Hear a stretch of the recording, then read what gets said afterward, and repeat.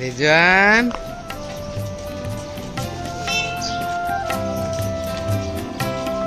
ফুল নিয়ে আসছো? কই যেতেছো? শহীদ মিনারে যাচ্ছ? আমরাও যাই।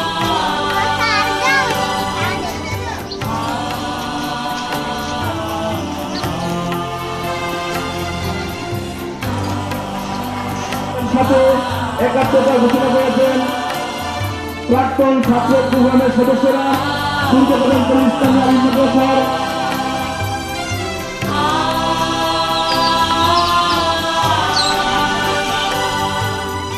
প্রভাত ফেরির মধ্য দিয়ে কিন্তু ভরে উঠতে শুরু করেছে শহীদ বেদি। উদ্দেশ্য সকলের একটাই, শ্রদ্ধা আর ভালোবাসা জানাবেন সেই সকল বীর সন্তানদের প্রতি যাদের জন্য আজকে এই যে মায়ের ভাষা বাংলা ভাষায় আমরা কথা বলতে পারছি। তাই তো দেশের সর্বস্তরের জনগণ, যেমনটা আপনি বলছিলেন, তারা সেই দূর দূরান্ত থেকে আসছেন এবং একদম পুরোটা পথ হেঁটে হেঁটে আসছেন। প্রভাত ফেরির মধ্য দিয়ে কিন্তু তারা আসতে শুরু করেছেন। ফুলেল শ্রদ্ধা জানাচ্ছেন রফিক, শফিক, সালাম, বরকত সহ নাম না জানা আরো অনেক শহীদদেরকে, যাদের রক্তের বিনিময়ে আসলে আজকের এই যে রাষ্ট্রভাষা বাংলা, সেই বাংলা রাষ্ট্রভাষা বাংলা আমরা পেয়েছি। এবং তাদের দাবি কিন্তু এটাই ছিল, কোনোভাবেই আসলে অন্য কোনো ভিনদেশি ভাষা নয়, উর্দু ভাষা না, রাষ্ট্রভাষা হিসেবে একটা ভাষাই তারা প্রতিষ্ঠা করতে চেয়েছিল, সেটি হচ্ছে বাংলা ভাষা।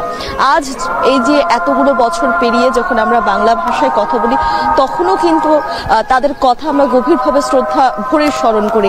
আপনার কাছে জানতে চাই, এই যে আমরা প্রিয় মানুষের সাথে কথা বলি, রাগ করি, অভিমান করি, আবার ভালোবাসাও প্রকাশ করি, সেটিও কিন্তু আমাদের এই মায়ের ভাষা বাংলায়। ভাষা আসলে কতটা গুরুত্বপূর্ণ বলে আপনার কাছে মনে হয়? মিম, অসংখ্য ধন্যবাদ। আপনি যে বিষয়টি প্রথমে বলছিলেন যে আমাদের এই যে বাঙালি বা বাংলাদেশিদের জীবনে একটি অবিস্মরণীয় অর্জনের দিন হচ্ছে আজকের এই দিন 21শে ফেব্রুয়ারি। সেই 1948 সাল থেকে 47-এর দেশভাগ থেকে 48-এর তমুদ্দিন মজলিস কিংবা পরবর্তীতে 52-এর যে ভাষা আন্দোলন, এই ভাষার জন্য যে রক্ত দেওয়ার যে ইতিহাস, সেটি কিন্তু বাংলাদেশের মধ্যেই একমাত্র পৃথিবীতে অবিস্মরণীয় হয়ে রয়েছে এখন পর্যন্ত। রফিক, শফিক, জব্বারদের যে প্রাণের বিনিময়ে, আত্মত্যাগের বিনিময়ে আমাদের এই যে অর্জন রাষ্ট্রভাষা বাংলা, সেটি নিঃসন্দেহে আমরা এর জন্য গর্বিত। এবং এই যে এত বছর পরে এসেও আমরা কিন্তু এই বাংলায় কথা বলছি, বাংলাকে ধারণ করে সার্বজনীনভাবে আমরা বাংলায় যে অনুভূতি প্রকাশ করছি। আপনি যে অনুভূতির কথা বলছিলেন, অনুভূতি প্রকাশের কথা, প্রিয় মানুষের সাথে কথা বলা, আমাদের পরিবার পরিজন বা আত্মীয় স্বজন সবার সাথে বাংলা যে আমরা ভাব প্রদান করছি, এটি আসলে একটি অবিস্মরণীয় ঘটনা বলবো আমি, এবং আমাদের একটি পরম অর্জন। এবং এই যে আত্মত্যাগের মধ্য দিয়ে আমাদের বাংলা ভাষাটাকে পাওয়া, আত্মস্থ করা, সেটি নিঃসন্দেহে পৃথিবীর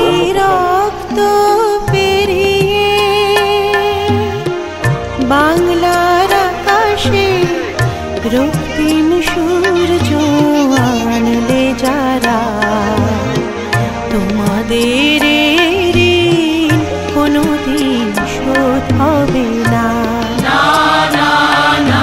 শোধ হবে না।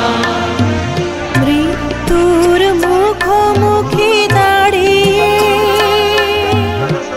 7 কোটি মানুষের জীবনের সন্ধান আনলে যারা, সে গানের মহিমা কোনোদিন ম্লান হবে না, ম্লান হবে না।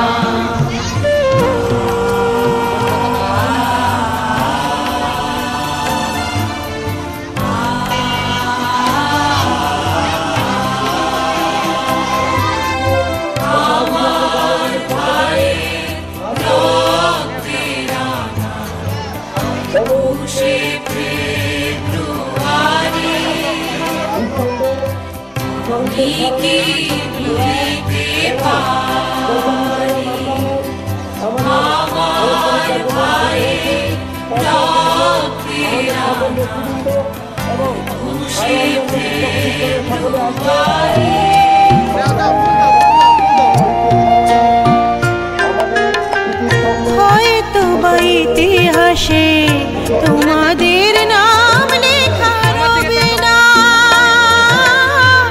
হয়তো বা ইতিহাসে তোমাদের নাম লেখা রবে না।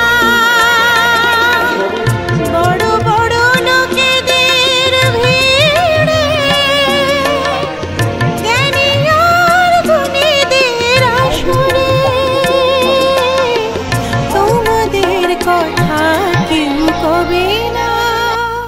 তবু হে